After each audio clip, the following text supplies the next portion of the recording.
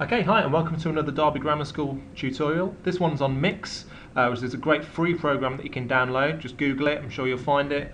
Runs on pretty much every operating system. Now I'm going to mix a couple of dubstep tracks. I'm going to mix this one first, drag that over to that deck, and drag this one over to that deck. Now I've done my research, which is the most important thing you can do. I know about these tracks. I know that they're both dubstep tracks. I know that they're both 140 BPM. Tells you the speed up here. If one track is slightly different, slightly faster or slower that you choose, it'll come up with a different number. All you need to do is press sync, makes them the same speed. So this is the first track. Now to make that one play, the crossfader needs to be over to the left hand side, like so. That means we can only hear that track. If it's all the way over to the right hand side, we'll only hear what's going on the right hand side, and you get both of them at the same time if it's in the middle. Okay, so let's have a listen to this. What I know about this track is that it drops at 55 seconds. It's a fairly quiet intro. It's got a rhythm all the way through. Makes it easier to mix when it starts with the drum beat straight away. So let's skip straight to that drop so we can hear that. So this is what the drop sounds like. It's just going to go crazy. It's where the crowd go wild. 1, 2, 3, and...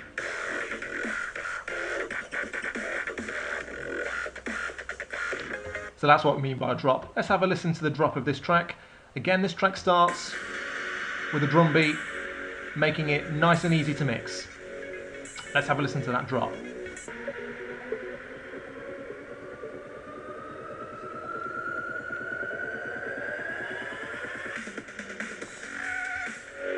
Now you might have noticed that both of those drops happened at about 55 seconds. So I can tell when it's coming up then.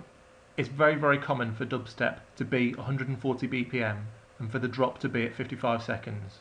Don't always rely on it. It's not an exact science. It's not always exactly the same, but it's a good estimate. Okay, so I'm going to start off with this track here. So it needs to be crossfader all the way over to the left. I'm just going to rewind that all the way over to the left-hand side so we can start this track. Okay, let's go.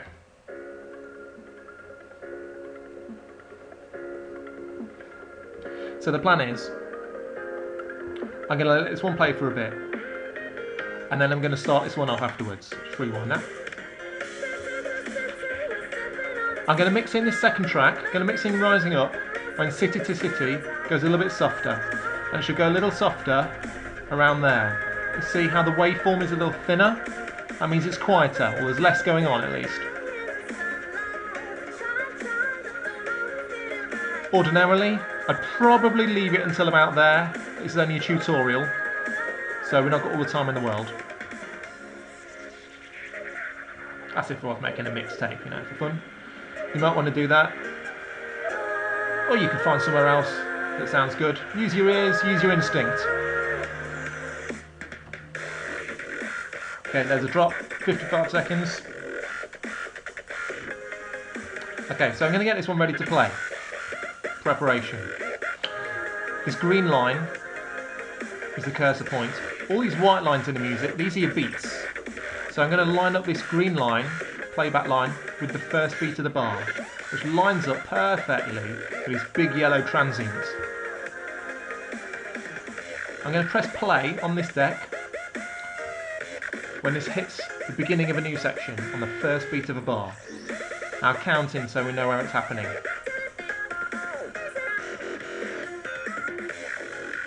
Okay, not far.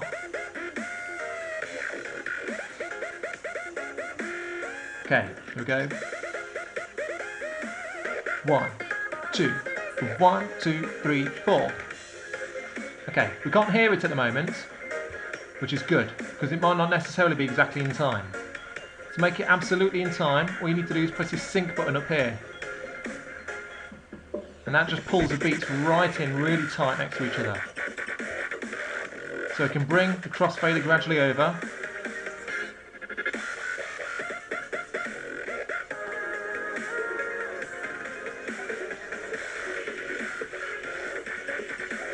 Start to gradually notice it. It started very quiet, so it's very subtle at the start.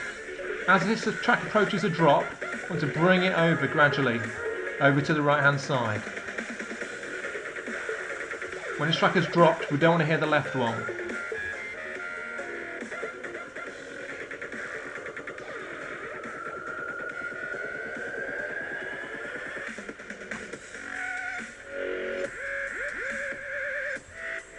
Okay, so that's fairly smooth, nothing special.